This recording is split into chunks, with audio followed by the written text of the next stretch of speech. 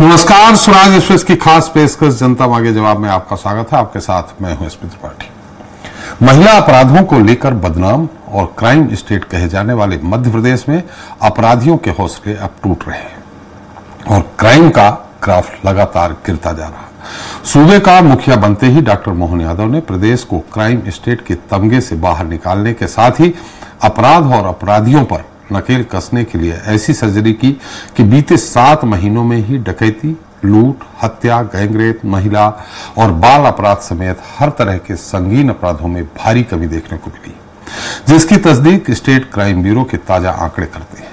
Report के मुताबिक प्रदेश में साल 2023 के मुकाबले साल 2024 के शुरुआती 7 महीनों में कुल अपराध 3.53% घटे हैं। सबसे ज्यादा 51.56% की कमी डकैती जैसे गंभीर अपराधों में आई है, जो पुलिस बड़ी उपलब्धि मान रही है। वहीं महिला अपराध में लंबे समय तक देश में नंबर 1 रहे मध्य प्रदेश में महिलाओं के प्रति होने वाले अपराधों में भी 7.91% की कमी आई है। इस पर चर्चा करेंगे, लेकिन पहले बात करेंगे छत्तीसगढ़ की, जहां चांद और मंगल ग्रह पर कदम ताल कर रहे वैज्ञानिक युग में भी समाज का एक बड़ा तबका अंधविश्वास के अंधेरे में घिरा हुआ है और अंधविश्वास की आग में कई जिंदगियां चल रही हैं। एक बार फिर सुकमा जिले के एक गांव में जादू टोना के शक में प्रधान आरक्षक समेत 5 लोगों की निर्मम हत्या कर दी गई। वहीं बलौदा बाजार में भी जादू टोने के शक में 11 माह के शिशु समेत एक ही परिवार के 4 लोगों को मौत के घाट उतार दिया गया। दोनों घटनाओं ने पूरे छत्तीसगढ़ को हिलाकर रख दिया है। एक तरफ स्वास्थ्य मंत्री श्याम बिहारी जायसवाल का कहना है कि ऐसी घटनाएं समाज के लिए चिंता का विषय है, लेकिन सिर्फ सरकार और कानून के भरोसे ऐसी घटनाएं खत्म नहीं हो सकती। इन्हें रोकने के लिए जागरूकता अभियान चलाने की आवश्यकता है। वहीं दूसरी तरफ विपक्षी दल कांग्रेस ने बीजेपी सरकार पर अंधविश्वास को बढ़ावा देने का आरोप लगाते हुए दोनों घटनाओं के लिए जिम्मेदार बताया है। ऐसे में आज चर्चा अंतहीन अंधविश्वास के इसी मुद्दे पर।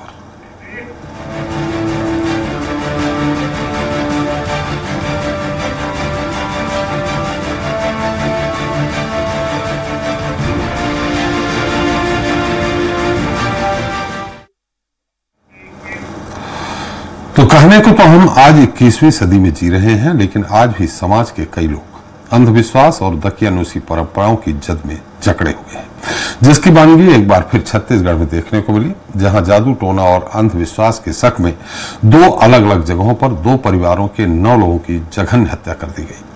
दोनों घटनाओं को लेकर पूरे प्रदेश में हड़कंप मचा हुआ है और सियासत भी तेज हो गई है। देखिए हमारी खास रिपोर्ट। अंतहीन अंधविश्वास, मानवता फिर शर्मसार।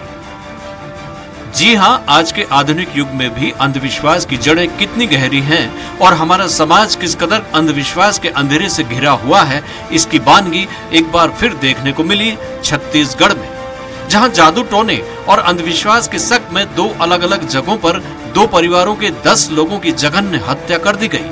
पहली घटना प्रदेश के आदिवासी बहुल सुकमा जिले के एक गाँव की है, जहां जादू टोना करने के संदेह में प्रधान आरक्षक समेत 5 लोगों की हत्या कर दी गई, जिनमें 3 महिलाएं भी शामिल हैं।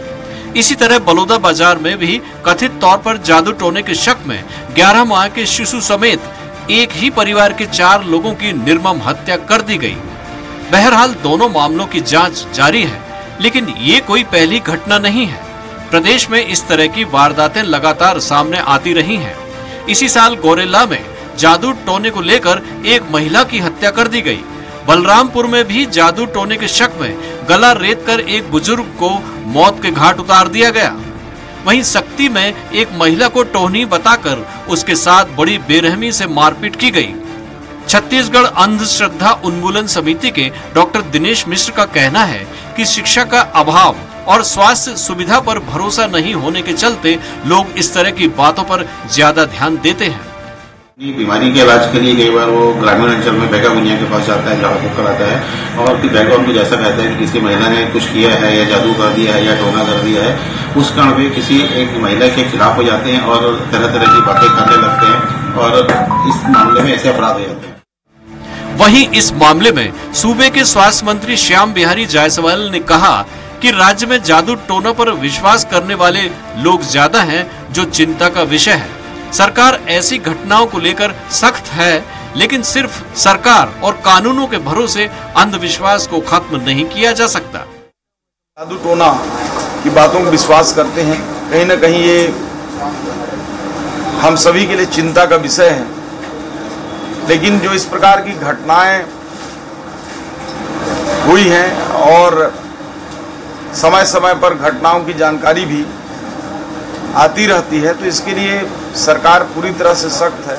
उधर इन घटनाओं को लेकर अब सियासत भी शुरू हो गई है। पूर्व सीएम भूपेश बघेल का आरोप है कि राज्य सरकार अंधविश्वास को बढ़ावा दे रही है। वहीं दूसरी तरफ बीजेपी ने पलटवार करते हुए कहा कि छत्तीसगढ़ में अगर धर्मांतरण कराने वालों का कोई वकील और रक्षक था तो वो भूपेश बघेल और उनकी सरकार थी। अंधविश्वास को बढ़ावा देने के काम पहले तो सरकार के द्वारा अंधविश्वास निवारण कार्यक्रम चलते थे और यहाँ बढ़ चढ़कर सब सरकार ही उसमें शामिल होती है। भूपेश बघेल जी को मैं चुनौती देता हूं, वो पहले ये बताएं कि कुछ धर्मांतरण करने वाले लोगों के साथ वो दिल्ली में जहां फोटो खिंचा रहे थे और मुख्यमंत्री रहते हुए उन्होंने कहा था कि वो उनके साथ हैं, तो वो लोग क्या अंधविश्वास फैलाते हैं कि नहीं फैलाते हैं? बहरहाल प्रदेश में ये कोई पहली और आखिरी घटना नहीं है। इस तरह की घटनाओं को रोकने के लिए साल 2005 में टोनी प्रताड़ना अधिनियम भी लाया गया था। बावजूद इसके इस तरह की वारदातें थमने का नाम नहीं ले रही। हालांकि ये सिर्फ एक घटना या वारदात नहीं है, बल्कि सदियों से समाज के सामने बरकरार वो सवाल है जिसका जवाब आज भी किसी के पास नहीं है। स्वराज एक्सप्रेस के लिए रायपुर से दिलीप साहू की रिपोर्ट। तो इस मुद्दे पर चर्चा करने के लिए हमारे साथ मौजूद हैं डॉक्टर के.बी. बंसोड़ जी हैं, कार्यकर्ता अंधविश्वास उन्मूलन समिति के हैं। डॉक्टर दीप्ति दुबे मनोचिकित्सक भी हमारे साथ हैं। पीसी रथ जी वरिष्ठ पत्रकार हैं हमारे साथ, और Ajay Tripathi executive editor Swaraj express भी हमारे साथ हैं। लेकिन हम सबसे पहले सुकमा चलेंगे, जहां हमारे साथ रोशन चौहान हमारे संवाददाता जुड़े हैं। रोशन जी, मेरी आवाज आ रही है आपको? रोशन जी, थोड़ा सा घटना हम जानना चाहेंगे कि कैसी हुई, क्यों हुई, आखिर टोनही उनको क्यों बोला गया कि टोना उन्होंने किया है, क्या घटना क्या है, थोड़ा सा विस्तार से बताएंगे? यह पूरा मामला जिले के कोंडाबाद का है, जहां पर बंडा ग्राम पंचायत है, वहां का एक इटकल गांव है। वहां पर कुछ ग्रामीणों ने कल मौसम परिवार के 5 लोगों को बुलाया घर से बाहर और उनकी ताबड़तोड़ डंडे से मार मार उनकी हत्या कर दी। हालांकि सन 2006 में भी यह मामला सामने आया था कि मौसम परिवार जो है जो का कार्य करता है और शांतिपूर्वक वहां पर बैठक करके सबसे समझाइश करके उन्हें शांति व्यवस्था करके समझा दिया गया था। हालांकि अभी पिछले कुछ 3 मंगलवार से जो है लगातार मंगलवार के दिन ही 3 ग्रामीणों की मौत हो गई। तो ग्रामीणों को था कि मौसम का जो परिवार है वह ऐसी कार्य करता है जिससे ग्रामीणों की मौत हो रही है। उन्हें कल बैठक में बुलाया गया। स्वयं जो गुज्जा है, आशक जिसे बताया जाता है, वह वहाँ मरईगुड़ा में ड्यूटी में तैनात था। वह छुट्टी लेकर वहां से वापस आया और जब वहां पर गांव पहुंचा तो उसने देखा कि उनके पिताजी की जो है गांव वाले लाठी डंडे मार रहे थे। तो वो बीच बचाव करने गया, तो आरक्षक को भी उन्होंने बहुत मारा। उनके घर में उनकी पत्नी, उनकी माँ, ऐसे करके जो बीच बचाव को लाए तो उन 5 को जो है वहां के कुछ ग्रामीणों ने मिलकर उन्हें डंडे से पीट कर की हत्या कर दी गई। नहीं, ये तो घटना आपने बताई कि ऐसा हुआ, आखिर उन वजह क्या मानी, क्यों, किस तरह उनके जिस परिवार ने मारा है, जिन लोगों ने, जो अपराधी हैं, उनके यहाँ किस तरह का टोना का मामला सामने आया था कि भाई उनके यहाँ नुकसान हुआ होगा, आर्थिक नुकसान हुआ होगा, अन्य तरह के नुकसान हुए होंगे, शारीरिक नुकसान हुआ होगा, क्या ऐसा कुछ इसके पहले हुआ था? हालांकि ये मामला अभी स्पष्ट रूप से नहीं हो पाया, पुलिस इसकी जांच पड़ताल कर रही है। सन 2006 की बात है कि ऐसा ही गांव में लगातार कुछ ग्रामीणों की मौत हो रही थी और वहां पर जो आरक्षक है उनके पिताजी झाड़ फूक का काम करते थे। किसका काम करते थे? जो गाँव में झाड़ फूक का काम करते थे, जैसे किसी की बीमारी हो गई, तबियत खराब हो गई तो वो पट्टे और झाड़ फूक का काम करते थे। तो उसी वक्त पर ग्रामीणों को यह शक भी था कि जो गाँव में मौतें हो रही है, हो सकता है कि उसमें इसका हाथ होगा। इस वजह से उन्हें कल बैठक रखा गया गाँव में और उस बैठक में वह आरक्षक छुट्टी लेकर वहां से वापस लौटा। तो उसी दौरान वहां पर मारपीट चालू कर दिया गया ग्रामीणों के द्वारा। नहीं, तो 2006 की घटना 2024 में इतने दिनों बाद कैसे? जी, हालांकि 2006 में ये घटना हुई थी, तब शांति वार्ता गांव में किया गया था, बैठक बुलाई गई थी, वहां पर सब शांति वार्ता करके समझाइश देकर छोड़ दिया गया था, उन्हें समझाइश भी दी गई थी कि नहीं। तो फिर ये लगभग 16-18 साल हो गए, 6 के बाद 16 बने, सीधे सीधे 18 साल हो रहे हैं। 18 साल बाद ये घटना एकदम से क्यों उठ के आई? जी, हालांकि मामला अभी ताजा है और पिछले 3 मंगलवार को, लगातार मंगलवार के दिन ही 3 ग्रामीणों की मौत हुई है। तो उसमें गांव वालों को शक था कि ये जो मौसम का परिवार है, इन्हीं के कारण ये बर्थडे का काम करते हैं, जादू टोने का काम करते हैं, इसके शक पर ग्रामीणों ने उनके मौत के घाट उतार दिया। जी, इसमें अरेस्ट हुआ है? कितने लोग अरेस्ट हुए? इसमें कल 5 आरोपी जो इसमें संदिग्ध रूप से शामिल थे मारपीट में, उन्होंने कोलकाता थाने में जाके सरेंडर कर दिया और आज ही सुकमा एसपी ने पूरे पुलिस बल के साथ ग्रुप के 28 लोगों को हिरासत में लिया है। पूछताछ लगातार जारी है। चलिए, सारी जानकारी देने के लिए बहुत बहुत धन्यवाद आपका। हमारे साथ हम चलते हैं हमारे अजय जी, आपसे इस घटना को किस रूप में आप लेते हैं? देखिए, सुकमा वाली घटना बड़ी दिल दहलाने वाली है और स्वाभाविक रूप से इस तरह की घटनाएं उन इंटीरियर इलाकों में अभी भी लगातार, जहां सरकार लगातार ये दावे कर रही है कि बहुत अच्छा काम हो रहा है, ये स्वाभाविक है कि जो एक सरकार के तमाम जन कल्याणकारी काम चल रहे हैं, जो तमाम सरकार के प्रोजेक्ट चल रहे हैं, चाहे महिला बाल विकास विभाग का प्रोजेक्ट हो या विज्ञान प्रौद्योगिकी विभाग के प्रोजेक्ट्स हों, वो वहाँ तक नहीं पहुँच पा रहे हैं। और इसलिए आप सिर्फ छत्तीसगढ़ ही नहीं, हिंदुस्तान के तमाम राज्यों में, जहाँ मध्य प्रदेश में भी शामिल है, झारखंड शामिल है, विशेषकर जहाँ ट्राइबल एरिया थोड़ा सा भी है, वहाँ अभी भी इस तरह घटनाएं। तो मुझे लगता है कि अगर एक बार सरकारें इसमें व्यवस्था में करके, जो पहले आप एक परंपरागत संचार की व्यवस्था होती है पंचायतों की ओर से, वहाँ पर जो मेले लगते हैं उनके माध्यम से, या तमाम और जो तमाम ऐसे चीज़ें होती जिनसे कि लोगों को समझाई दी जा सके।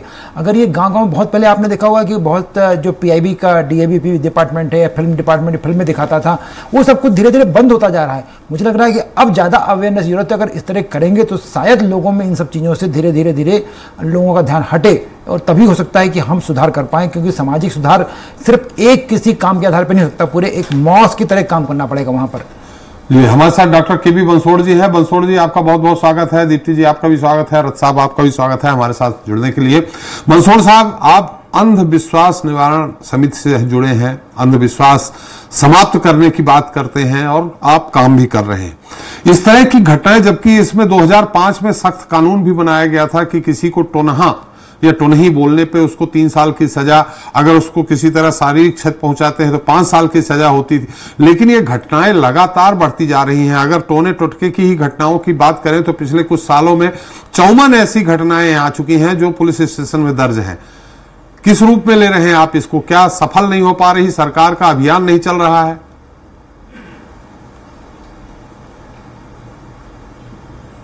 जी, क्या है कि दरअसल मामला ये है कि कानून तो बन गया है, लेकिन उसका इम्प्लीमेंटेशन के लिए जो जरूरी चीजें होती है वो नहीं हो पा रही है जी। और जिसमें होना ये चाहिए कि सरकार को जो है लोगों को जागरूक करने के लिए लगातार टीम बना करके वहां पे लोगों को भेजना चाहिए।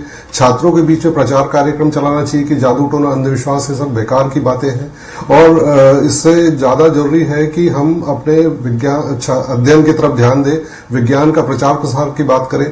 तो इस तरह से तो छात्रों के बीच में जाकर के कार्य करने की जरूरत है और सामाजिक जागरूकता लाने के लिए विभिन्न जो मेला मड़ई वगैरह कार्यक्रम होता है उसमें जा करके नाटक, नुक्कड़ नाटक या बाकी और माध्यमों से जब तक हम ये सब कार्य नहीं कर पाएंगे, मतलब सामाजिक जिम्मेदारी भी है और सरकार की भी जिम्मेदारी है कि शिक्षा की को बढ़ावा देते हुए एक बात करें और दूसरा जो उनके सांस्कृतिक कार्यक्रमों के बीच में भी जा करके विभिन्न प्रकार से प्रचार करने का काम करेगी तो जरूर इसमें कमी आएगी। कानून तो बन गया है 2005 में, लेकिन उसका इम्प्लीमेंटेशन हो नहीं पा रहा है धरातल पे।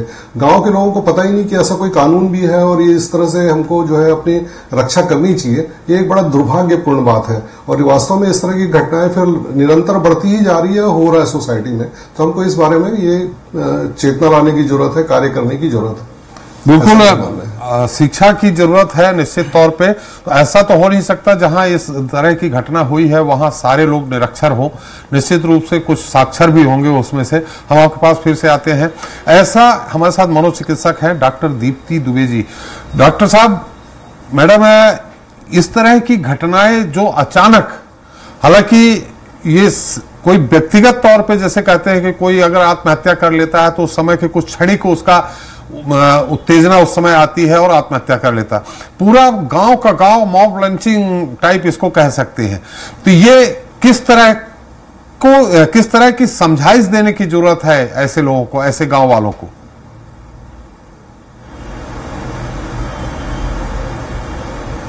जी, ये एक तरह का मेंटल इलनेस कहलाता है जी।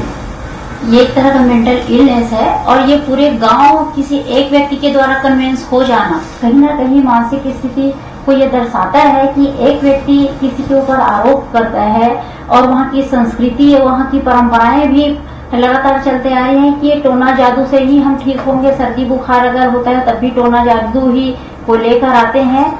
और ऐसी स्थिति जब बनती है कि एक व्यक्ति ठीक कर रहा है तो कहीं ना कहीं गलतफहमी या वहाँ की परंपराएं से उन लोग डिस्कनेक्ट हो जाते हैं और उनको ऐसा लगता है कि भय का वातावरण बनता है। और भय का वातावरण जब बनता है तो लोग एक डरते हैं अंदर से, और अंदर से जो डर जब होता है तो उनको जो कहा गया रहता है वो वैसे ही करते हैं कि अगर कहा कि नहीं, अगर तुम ये ऐसा नहीं करोगे तो हो सकता है ये हमारे जान ले ले या हमारे व्यापार को नुकसान कर देंगे। और ऐसी शिकार अक्सर महिलाओं के ऊपर आरोप किया जाता है कि ये टोनही और ये सब चीजों, ये कहीं ना कहीं ये दर्शाता है कि हमें एक वैज्ञानिक तथ्य को सोचना है और एक अवेयरनेस का प्रोग्राम होना चाहिए। स्कूलों में ग्राउंड लेवल पर इनकी पढ़ाई को लेकर एक काउंसलर की जरूरत होना चाहिए, एक मनोचिकित्सक होना चाहिए जो इनके व्यवहार को, इनके इमोशंस को वॉच करते रहें और समय समय पर ये आगे बढ़ते जाएं। जैसा कि आपने कहा कि एक व्यक्ति ऐसा होता है, दो व्यक्ति ऐसे होते हैं जो पूरे गांव को इस तरफ क्राइम करने के लिए, अपराध करने के लिए मोड़ देते हैं। तो ये किस तरह का मनोवैज्ञानिक दबाव उन पे डालते होंगे पूरे गांव वालों पे? सब तो ऐसा होंगे नहीं, कुछ ही एक दो लोग होंगे।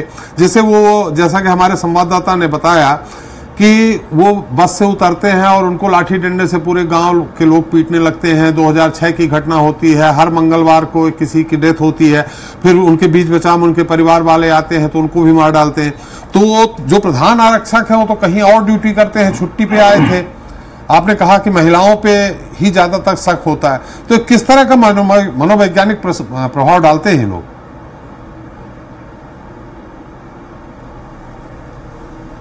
मनोवैज्ञानिक प्रभाव ये डालते हैं कि हमको, जी बोलिए। मनोवैज्ञानिक प्रभाव से ऐसा यही है कि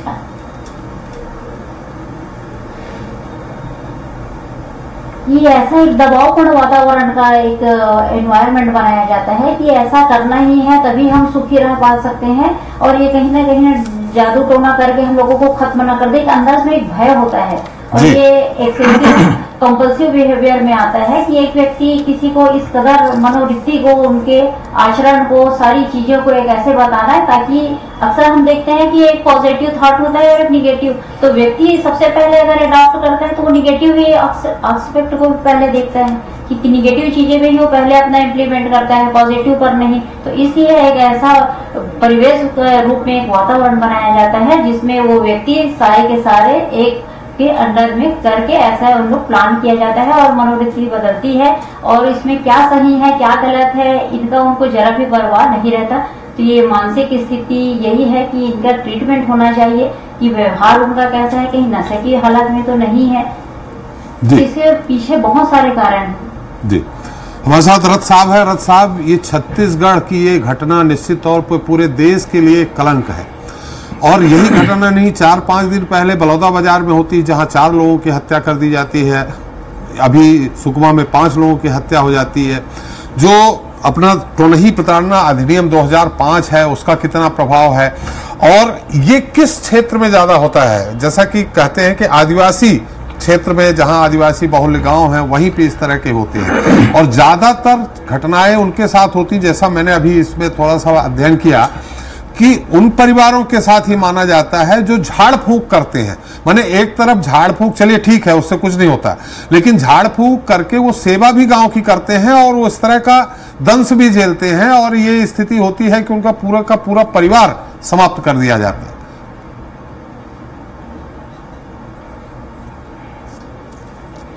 जी, इसमें देखेंगे कि जिस तरह से जो छत्तीसगढ़ के अलग अलग हिस्से में जो घटनाएं हुई हैं जी, आप देखेंगे कि उत्तरी छत्तीसगढ़ का एरिया है, जो बलरामपुर वगैरह का एरिया है, अंबिकापुर के आगे का जो झारखंड से जुड़ा एरिया है, वहां भी ये घटनाएं अक्सर होती रहती हैं। मध्य छत्तीसगढ़ का एरिया जो बलौदा बाजार, सक्ती, जांजगीर चांपा, ये मध्य छत्तीसगढ़ का एरिया है। और दक्षिण छत्तीसगढ़ का एरिया ये सुकमा कोंटा का इलाका है। सभी में समान रूप से इस तरह की घटनाएं हो रही हैं। इसका मतलब आप समझ लीजिए कि ये तार्किकता का अभाव है।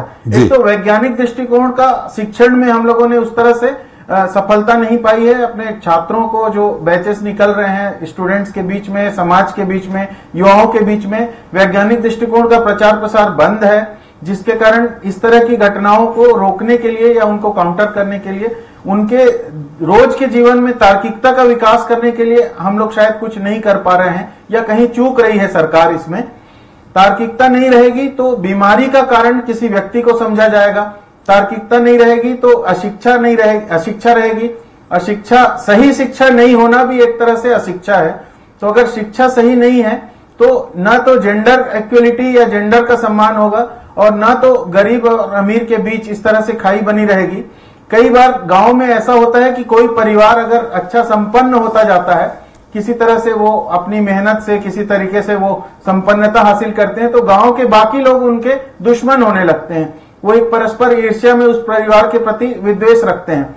जैसा कि इस घटना में दिख रहा है कि गांव में कुछ लोगों की डेथ होती है, 2-3 लोगों की, अलग ग्रामीणों की डेथ होती है, तो उसका कारण इस परिवार को समझ करके इस पर यह हमला किया गया। तो ये सही बात है कि उस डेथ के असली कारणों की छानबीन नहीं हुई। किस कारण से उन ग्रामीणों की मौत हुई, क्या उनको किसी तरह की बीमारी थी, क्या उनके खाने पीने में हेल्थ और हाइजीन के लेकर के कुछ गड़बड़ियां थी जिसके कारण उनकी मौत हुई, उसकी छानबीन करने की बजाय उसको जादू टोने के कारण मौत हुई बोल करके इस परिवार पे हमला किया गया, जो मौसम परिवार जो था, जिसके सदस्यों को मार डाला गया। और जो हत्या करने वाले लोग हैं, जो मारने वाले लोग हैं, जो मॉब लिंचिंग का जिनके ऊपर संभवतः केस लगेगा, तो वो ऐसे लोग दिख नहीं रहे हैं कि जो उस तरह से हैबिचुअल क्रिमिनल हो, ऐसे लोग नहीं हैं। वो भी वो गांव वाले हैं, सामान्य जीवन जीने वाले गांव वाले हैं, लेकिन कहीं ना कहीं उनके मन में अपने मृत्यु के प्रति भय आया। कहीं ना कहीं उनमें, जैसा कि हमारी ये मनोचिकित्सक जी कह रही थी, कि सामूहिक रूप से उनमें भय इस कदर व्याप्त हो गया कि इस परिवार के कारण ऐसा हो रहा है, ऐसा बोल के वो लोग हत्या तक करने पे उतारू हो गए। तो ये कहीं ना कहीं तार्किकता की कमी है हमारे समाज में, हमारे जनजीवन में। अगर तार्किकता नहीं है तो सही एनालिसिस हो नहीं पाएगा, सही वैज्ञानिक दृष्टिकोण हम उन तक नहीं पहुंचा पाए हैं। और इसमें केवल ग्रामीण जनता नहीं है, इसमें गांव कस्बे तक के भी हमको वैज्ञानिक दृष्टिकोण को शिक्षण में सही तरीके से शामिल करने की कोशिश करनी चाहिए, ताकि लोग सही तरीके से कारणों का मूल्यांकन करें, कारणों को तार्किकता के साथ सोचें कि आखिर ये क्यों हुआ है। निश्चित रूप से 21वीं सदी में किसी जादू टोने से किसी की मौत हो जाए, इस तरह से सोचने से ज्यादा हास्यास्पद कुछ नहीं हो सकता। लेकिन क्योंकि हमारी शिक्षा प्रणाली में कहीं ना कहीं तार्किकता की बात नहीं है, वैज्ञानिक दृष्टिकोण की कमी है, इस कारण से इस तरह की घटनाएं रुक नहीं रही हैं, जो दुर्भाग्यपूर्ण है। जी बिल्कुल सही कहा। बात साथ एक बार फिर हम चलते हैं बलसोड़ साहब के पास। बलसोड़ साहब, आप ये उन्मूलन समिति चलाते हैं, अंधविश्वास उन्मूलन समिति। आप कोई ऐसी घटना बताएंगे जहां इस तरह की घटना होते होते बची हो और आप लोगों के समझाइश देने पर अंधविश्वास समाप्त हुआ हो?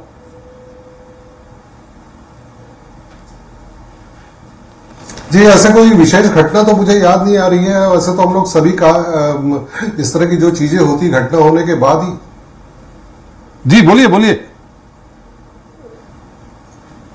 घटना होने के बाद ही हम लोग वहां पहुंच पाते हैं और देख पाते हैं कि क्या चीजें हुई है और ये जानकारी मिलने के बाद। लेकिन इसके अलावा भी हम लोग कई बार गांव में जा करके कई इस तरह की चीजें बताने की कोशिश करते हैं। कभी कभी जब हमको ग्रामीण बुलाते हैं और जा करके हम लोग वहां पे बकायदा, जैसे हम लोग दिनेश मिश्रा जी के साथ में गांव में जा करके कई तरह के कार्यक्रम भी करते हैं।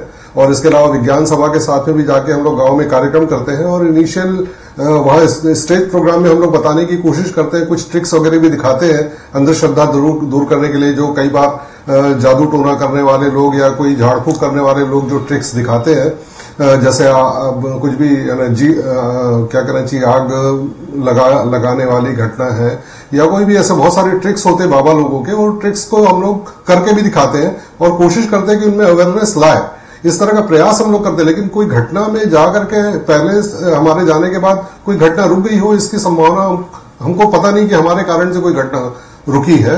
लेकिन जरूर ये हुआ है कि हमारे जाने से वहां लोगों में थोड़ा अवेयरनेस आता है, थोड़ी बातचीत होने से उनका, और पर्टिकुलरली ये होता है कि जो जैसे कि मतलब अभी जाति बहिष्कार के मामले आ रहे हैं हमारे दिनेश मिश्रा जी के पास में, तो इस तरह की चीजें होती है कि लोग अपनी प्रॉब्लम्स लेके आते हैं और उसका जितना समाधान हो सकता है हम लोग करने की कोशिश करते हैं। तो इस तरह की चीजें हैं, लेकिन कोई ऐसी घटना जिसमें जाकर के हमने काम किया हो पहले से ही और वो फिर वो घटना नहीं हुई हो, ये तो कोई उदाहरण नहीं है हमारे पास। अक्सर यही होता है कि घटना होने के बाद ही चीजें पता चलती है। तो गांव में जाने का, हर गांव में जाने का हमारा वो कोशिश होती है, लेकिन कर नहीं पाते हैं। बहुत हमारे सीमित संसाधन है और भी बाकी सी चीजों के कारण हम लोग कर नहीं पाते हैं।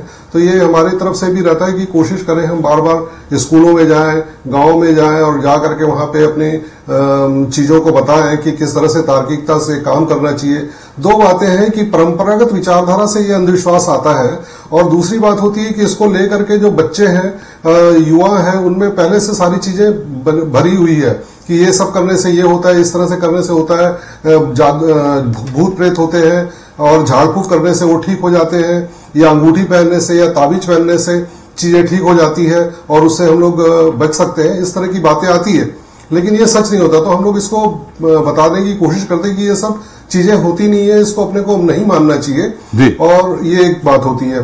तो इससे कोशिश हमारी ये रहती है कि बच्चों में अवेयरनेस आए, महिलाओं में अवेयरनेस आए, और वो फिर इस तरह की घटनाओं से दूर हो जाए।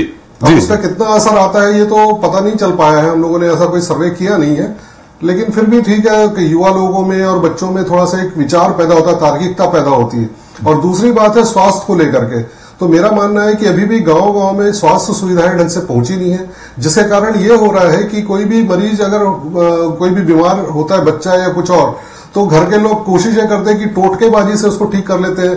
जैसे कि नजर उतारना है, बच्चा रो रहा है किसी पेट के दर्द की वजह से, तो बच्चे की नजर उतारते हैं, या कोई और इस तरह के घरेलू उपाय करके उसको ठीक करने का प्रयास करते हैं। जब नहीं होता है तो फिर उसको गांव के लोग जो है, जो ज्यादा जानकार व्यक्ति है वैगा जैसा, उसके पास पहुंच जाते हैं और वहां दिखा करके या झोला छाप डॉक्टर से कुछ इलाज दे करके वो इस तरह से करते हैं। तो इलाज की सहूलियतें भी गांव में नहीं है, अब तक नहीं है, जो एक उसके कारण प्रश्न है हमारे समाज के विकास के लिए, छत्तीसगढ़ के विकास के लिए, क्योंकि जिसकी वजह से क्या होता है कि अगर उनको ये जानकारी नहीं हो पाती कि इस तरह की तकलीफ में, शारीरिक तकलीफ में क्या किया जाए। सिमिलरली कई तरह की मानसिक तकलीफें भी होती है, जिसके बारे में जनता को कुछ भी नहीं पता है कि ये मानसिक तकलीफ है, डिप्रेशन है, तनाव है। आज के सोसाइटी में बहुत ज्यादा तनाव है, आर्थिक समस्याओं के कारण, और कुपोषण और ऐसे बिल्कुल सही कहा आपने, है ना, पानी स्वच्छ नहीं मिलने के कारण भी ऐसा होता है। बंसोड़ जी, शारीरिक बीमारियां, साथ ही साथ मानसिक बीमारियों के कारण जो समस्या, हमारे पास समय का अभाव है। बंसोड़ साहब आपने बहुत अच्छी बात कही, बंसोड़ साहब आपने बहुत अच्छी बात कही। हमारे साथ समय का अभाव है, चलते चलते हम डॉक्टर दीप्ति जी से कहेंगे कि बहुत संक्षेप में आप हमारे दर्शकों को कोई ऐसी बात करें जहां इस तरह की संभावना बन रही हो, तो वहां आपकी समझाइश पे वहां का कोई भी समझदार व्यक्ति उसको समझा सके। कोई संक्षेप में आप कोई टिप्स देंगी क्या, बहुत संक्षेप में?